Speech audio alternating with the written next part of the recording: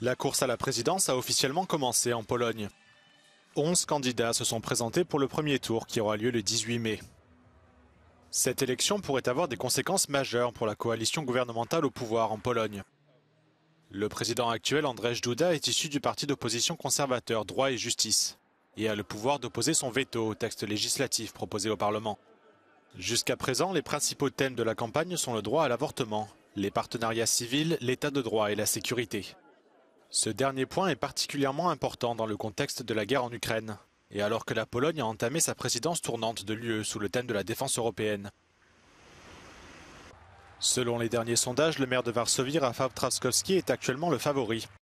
Son principal concurrent est Karol Nawrocki, un candidat qui se présente en tant qu'indépendant mais qui est soutenu par le parti Droit et Justice, et qui dirige actuellement l'Institut polonais de la mémoire nationale. Sławomir Mentzen du parti de droite Confederacja arrive en troisième position des intentions de vote.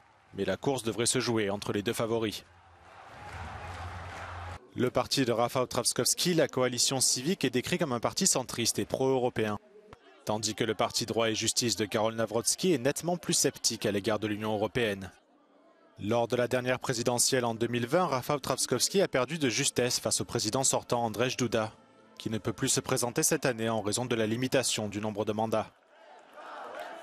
Cette année-là, plus de 10 millions de Polonais ont voté pour chacun des deux candidats. Seul Lech Wałęsa, le premier président polonais élu après la chute du communisme, avait obtenu plus de voix.